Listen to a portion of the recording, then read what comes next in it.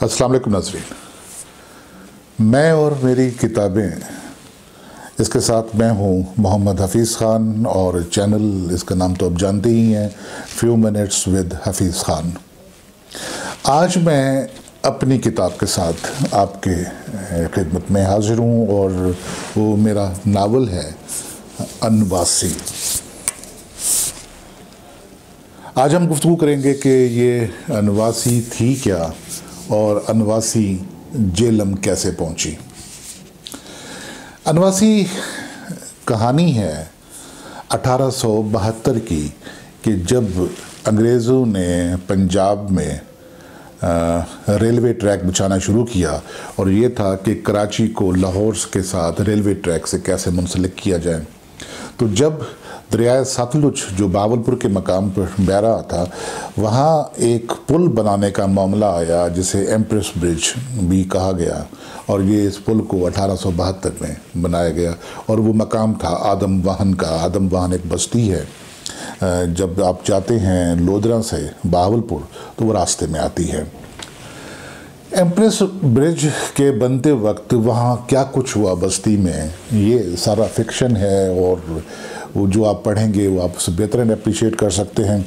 इसमें वो जो चीफ इंजीनियर था सिंडी रेलवे कंपनी का जो इसमें बना रही थी एम्प्रेस ब्रिज को, जॉन ब्रिंटन, उसका बेटा और उसकी महबूबा, और इसमें जो मकामी वहाँ गांव है, वहाँ गांव की दोशीज़ा संगरी और जिसके साथ उसका निकाह हुआ सैदा, और फिर वो नौजवान मंगर जो उससे मोहब्बत करता है संगरी से। तो ये सारी कहानी इन किरदारों के ज़रिए आगे बढ़ती है और ये तकरीबन 45 अबवाब हैं। उसके बाद ये अपने अंजाम को पहुंचती है। ये नावल जब मैंने लिखा और उसके बाद ये शाया हुआ पिछले साल जून में, तो हैरत अंगेज़ तौर पर जिस इदारे ने इसकी ऑनलाइन इसकी डिस्ट्रीब्यूशन की ज़िम्मेदारी ली थी, उनके यहाँ से ये नावल सिर्फ 1.5 महीने की कलील मुद्दत में इसका पहला एडिशन ख़त्म हो गया। इसका पहला एडिशन ख़त्म होने के बाद अब ये मेरे सामने रास्ता था कि क्या इसका दूसरा एडिशन फौरी तौर पर लाया जाए या उसमें कुछ तवक्कुफ़ किया जाए। इस दौरान गुफ्तगू का आगाज़ हुआ, मेरे पास फ़ोन आया जो बुक कार्नर जेलम के अमर शाहिद साहब का, जो खूबसूरत किताबें शाये करने में अपना सानी नहीं रखते। तो उन्होंने इस सिलसिले में बातचीत का आगाज़ किया और फिर मैंने अनवासी को उनके हवाले किया और फिर अनवासी का दूसरा एडिशन दिसंबर ही में गुज़िश्ता बरस बहुत खूबसूरत तरीके से शाये होकर आया। और दूसरे एडिशन को जो पहले एडिशन के ख़त्म होने के जस्ट 4-1 महीने के बाद मार्केट में आ गया था, उसको उससे भी बढ़कर रिस्पांस मिला जो इसका पहला एडिशन था और यूँ अनवासी की मकबूलियत में इजाफ़ा होता चला गया। अनवासी के नाम के बारे में बहुत कुछ उसमें मुझसे पूछा जाता रहा कि अनवासी का मतलब क्या है, ये क्या सराइकी ज़ुबान का लफ्ज़ है, पंजाबी ज़ुबान का लफ्ज़ है, किस ज़ुबान का लफ्ज़ है। तो अनवासी हमारे यहाँ कि जो उर्दू की लुग़त है उनमें ये लफ्ज़ मौजूद है कि ये लफ्ज़ हमारे यहाँ संस्कृत से आया, उर्दू में आया और उर्दू में मौजूद, और इसका मतलब ये है कि ऐसी औरत या ऐसी वो दोशीज़ा जिसकी इज़्ज़त पामाल की गई हो, जो बाकरा ना रही हो।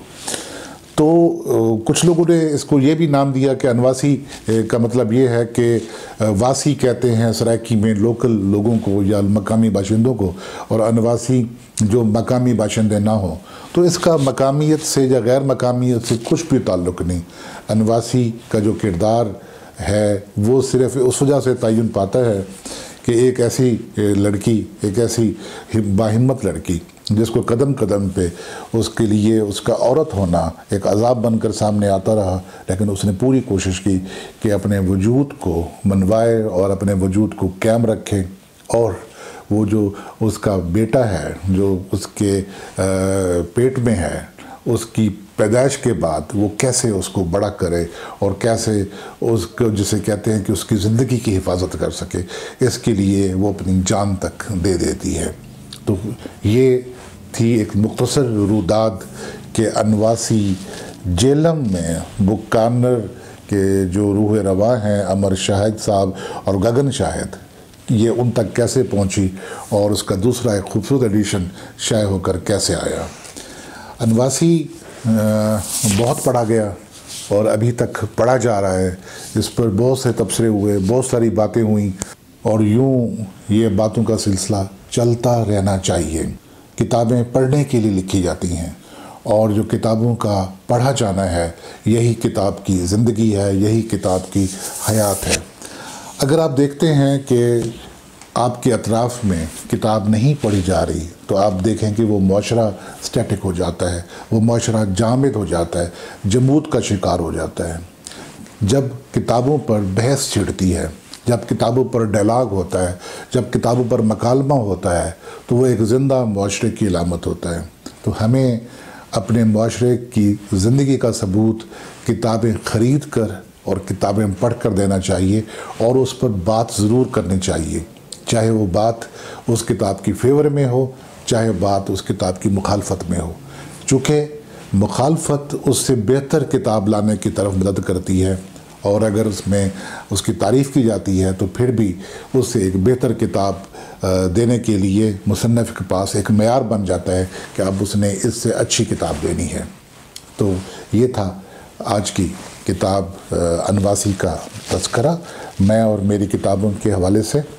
اس کے ساتھ ہی محمد حفیظ خان کو اجازت دیجیے، اور اگر یہ گفتگو آپ کو اچھی لگی ہو تو اس کو شیئر کیجیے، اور اگر آپ کو یہ چینل اچھا لگتا ہے تو اس کو ضرور سبسکرائب کیجیے، چونکہ اسی سے اس چینل کی بھی حیات ہے، اور ہمیں لوگوں میں خوشیاں بانٹنے کی طرف، انہیں زندگی دینے کی طرف جانا چاہیے۔ آج کا یہ پروگرام آپ ہی کے لیے تھا، اور اس کے ساتھ ہی پروگرام کو ختم کرنے کی اجازت دیجیے۔ بہت شکریہ، خدا حافظ۔